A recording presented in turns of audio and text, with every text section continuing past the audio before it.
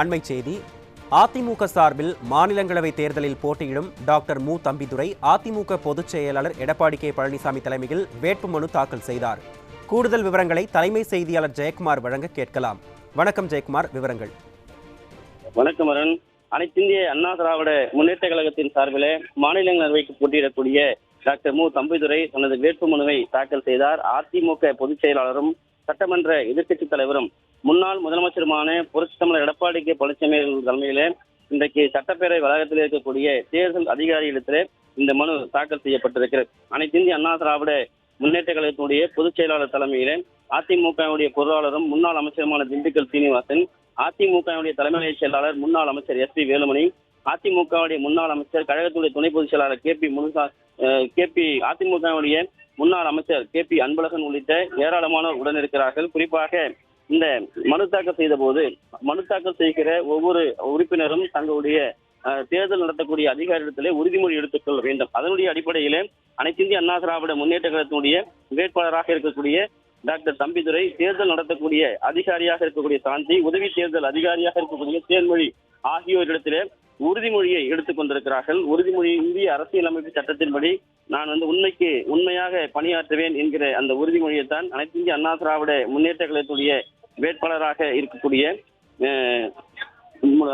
முன்னாள் அமைச்சர் கழகத்துடைய கொள்கை பரப்பு செயலாளர் இருக்கக்கூடிய டாக்டர் தம்பிதுரை அவர்கள் எடுத்துக் கொண்டிருக்கிறார்கள். அனைத்திந்திய அண்ணா திராவிட முன்னேற்ற கழகத்துடைய பொதுச் செயலாளர் புரட்சித் தமிழர் எடப்பாடி கே. பழனிசாமி அவர்கள் நேற்றைய தினம் கழகத்தின் சார்பிலே நாடாளுமன்ற வேட்பாளராக போட்டியிடக்கூடிய அந்த அறிவிப்பினை வெளியிட்டார்கள். குறிப்பாக அனைத்திந்திய அண்ணா திராவிட முன்னேற்ற கழகத்தினுடைய ஆட்சி மன்ற குழு பரிசீலித்து எடுக்கப்பட்ட முடிவின்படி 16/3/2026 அன்று நடைபெற உள்ள மாநிலங்களவை உறுப்பினர் பதவிக்கான அனைத்திந்திய அண்ணா திராவிட முன்னேற்ற கழகத்தின் சார்பிலே அதிகாரப்பூர்வமான வேட்பாளராக, அதாவது முன்னாள் அமைச்சர், மத்திய அமைச்சர், கழகத்துடைய கொள்கை பரப்பு செயலாளர் டாக்டர் மு. தம்பிதுரை நாடாளுமன்ற உறுப்பினர் அவர்கள் தேர்ந்தெடுக்கப்பட்டு நிறுத்தப்படுகிறார் என்பதை அறிவிப்பதாக தெரிவித்திருந்தார்கள். அதனுடைய அடிப்படையில இன்றைக்கு தலைமை செயலகத்தில் இன்று காலையே அதிமுகவுடைய பொதுச் செயலாளர் அவர்கள் வந்திருந்தார்கள். அதிமுகவுடைய குறிப்பாக முன்னாள் அமைச்சர்கள் ஏராளமானோர், சட்டமன்ற உறுப்பினர்கள் வந்திருக்கிறார்கள். அதே போன்று அதிமுகவுடைய கூட்டணி கட்சி சார்பிலே இடம்பெற்றிருக்கக்கூடிய டாக்டர் அன்புமணி ராமதாஸ் அவர்களும் வந்திருக்கிறார். அவரும்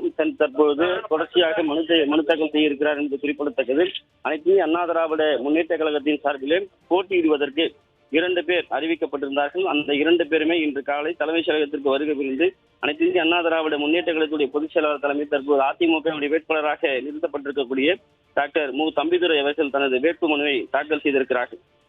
குறிப்பாக அனைத்து இந்திய அண்ணா திராவிட முன்னேற்ற கழகத்துடைய முன்னாள் அமைச்சர்கள் தங்கமணி, அதிமுகவுடைய முன்னாள் அமைச்சர் ரத்னகிரா விஸ்வநாதன், முன்னாள் அமைச்சர் OS மணியன், அமைச்சர் கே. பி. அன்பழகன், அதே போல முன்னாள் அமைச்சர் அக்ரி கிருஷ்ணமூர்த்தி, முன்னாள் அமைச்சர் RB உதயகுமார், பொள்ளாச்சி ஜெயராமன், கழகத்துடைய துணை பொதுச்செயலாளர் கே. பி. முனுசாமி, அதே போன்று முன்னாள் அமைச்சர் கடம்பூர் ராஜு, முன்னாள் அமைச்சர் காமராஜ், துணைக்கோட அரக்கோணம் ரவி, அதிமுகவுடைய முன்னாள் அமைச்சர் டாக்டர் விஜயபாஸ்கர் உள்ளிட்ட ஏராளமான முன்னாள் அமைச்சர்கள் இங்கே வருகை புரிந்திருக்கிறார்கள். அனைத்து இந்திய அண்ணா திராவிட முன்னேற்ற கழகத்துடைய வேட்பாளராக டாக்டர் மு. தம்பிதுரை அவர்கள் இன்றைக்கு தேர்தல் நடத்தக்கூடிய அதிகாரி, துணை அதிகாரிகள் முன்னிலையில் தங்களுடைய வேட்புமனுவை தாக்கல் செய்திருப்பது குறிப்பிடத்தக்கது.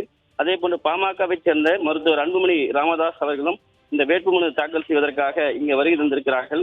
அனைத்து இந்திய அண்ணா திராவிட முன்னேற்ற கழகத்தின் சார்பிலே தற்போது அந்த உறுதிமொழி எடுக்கப்பட்டு வரக்கூடிய அந்த காட்சிகளை அதிமுகவுடைய பொதுச் செயலாளர் புரட்சித் தமிழர் எடப்பாடி கே. பழனிசாமி அவர்களுடைய முன்னிலையிலே உறுதிமொழியை அதிமுகவுடைய வேட்பாளர், அதாவது டாக்டர் தம்பிதுரை அவர்கள் எடுத்துக் கொண்டார்கள். மாநிலங்களவையிலே தேர்தல் போட்டியிடுவதற்காக அதிமுக தரப்பிலே ஏற்கனவே நேற்றைய தினம் அறிவிக்கப்பட்ட நிலையில நாடு முழுவதும் குறிப்பாக இந்த மாநிலங்களவைக்கு இருக்கக்கூடிய தேர்தலிலே 37 மாநிலங்களவைக்கான இடங்கள் காலியாக இருக்கிறது. குறிப்பாக அதற்கான வேட்புமனு தாக்கல் இன்று கடைசி நாளாக இருக்கிறது. மாநிலங்களவையிலே 2 அவைகள், ஒன்று மக்களவை, இன்னொன்று மாநிலங்களவை. இதில் 545 இடங்கள் மக்களவைக்கும் 250 இடங்கள் மாநிலங்களவைக்கும் இருக்கிறது. குறிப்பாக மக்களவையில மக்களால் தேர்ந்தெடுக்கப்படக்கூடிய உறுப்பினர்கள் மாநிலங்களவை ஒவ்வொரு மாநிலத்தில் இருக்கக்கூடிய சட்டமன்ற உறுப்பினர்களில் வாக்களித்து அவர்கள் மூலமாக தேர்ந்தெடுக்கக்கூடிய அந்த நிலை, குறிப்பாக இந்த சட்டமன்ற உறுப்பினர்கள் மூலமாக தேர்ந்தெடுக்கக்கூடிய இந்த நிலை என்பது 34 உறுப்பினர்கள், சட்டமன்ற உறுப்பினர்கள் தேர்வு செய்யப்பட்டு அவர்கள் மூலமாக அந்த வாக்குகள் பெறப்பட்டு ஒரு மாநிலங்களவை உறுப்பினர் என்பது தேர்ந்தெடுக்கப்படும். அந்த வகையில இன்றைக்கு தமிழகத்திலே சட்டமன்ற உறுப்பினர்களுடைய எண்ணிக்கைக்கு ஏற்ப மாநிலங்களுடைய உறுப்பினரும் இடம்பெறுகிறது. குறிப்பாக மொத்தமாக தமிழகத்தில் 18 மாநிலங்களவை உறுப்பினர்கள் இருக்கிறது. 6 பேருடைய பதவிக்காலம் ஜூலை 24ஆம் தேதியோடு முடிவடைகிறது.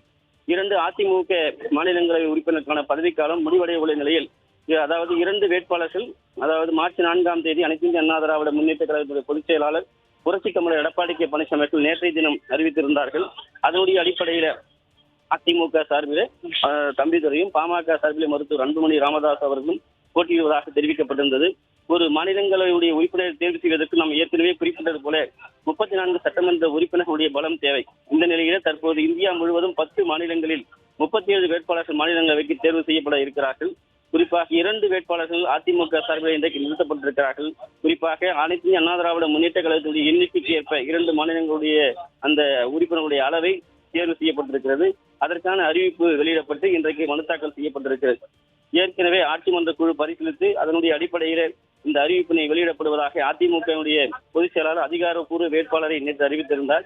தம்பிதுரையை பொறுத்தளவுக்கு 1947ஆம் ஆண்டு கிருஷ்ணகிரி மாவட்டம் சிந்தகம்பள்ளி கிராமத்தில் அவர் பிறந்தவர். இந்திய எதிர்ப்பு போராட்ட காலத்திலிருந்து தீவிரமாக அனைத்து இந்திய அண்ணா திராவிட முன்னேற்ற கழகத்திற்காக புரட்சித் தலைவர் எம்ஜிஆர் காலம் தொடங்கி அவர் தொடர்ச்சியாக தனது அரசியல் பயணத்தை மேற்கொண்டிருக்கிறார். 1977 ஈரோடு சட்டமன்ற தேர்தலிலும் 1984, 89, 98 ஆகிய ஆண்டுகளிலே நடைபெற்ற சட்டமன்ற தேர்தலின் போது கரூரில் இருந்தும் 2009, 2014ஆம் ஆண்டுகளில் தருமபுரியில் இருந்தும் நாடாளுமன்ற உறுப்பினராக போட்டியிட்டு தேர்வு செய்யப்பட்டவர். 2001ஆம் ஆண்டு பர்கூர் சட்டமன்ற உறுப்பினராக தேர்வு செய்யப்பட்டு கல்வித்துறை அமைச்சராக செயல்பட்டிருக்கிறார். 1998ஆம் ஆண்டு 99ஆம் ஆண்டுகள் வரை சட்டமன்றம் மற்றும் தரைவழி போக்குவரத்துறை அமைச்சராக இவர் இருந்திருக்கிறார்.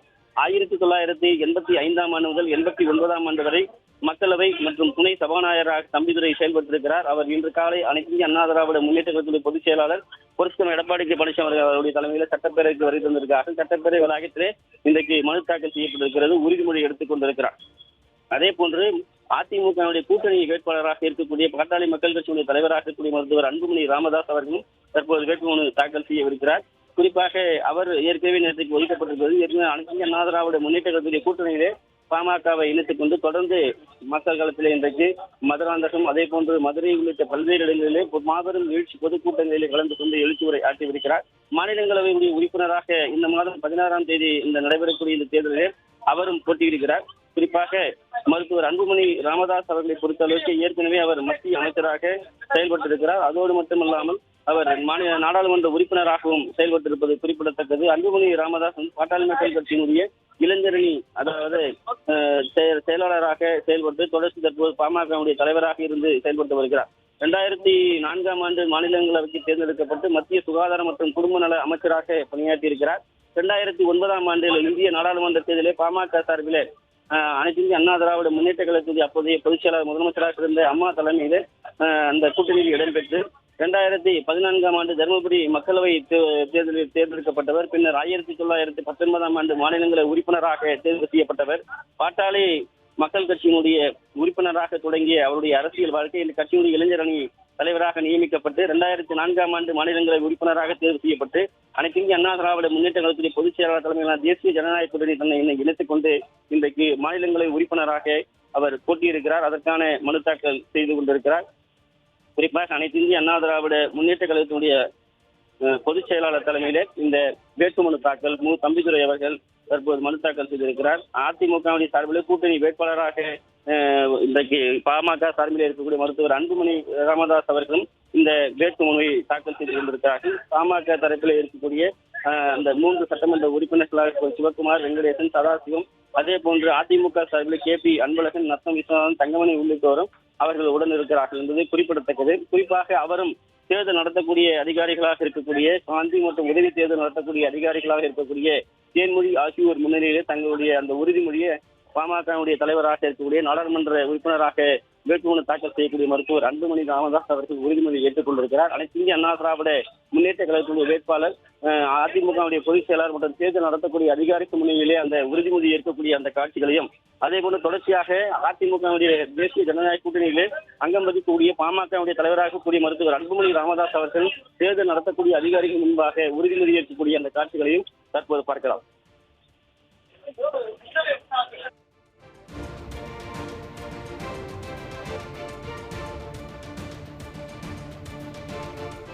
விவரங்களை வழங்கியமைக்கு நன்றி ஜெயக்குமார்.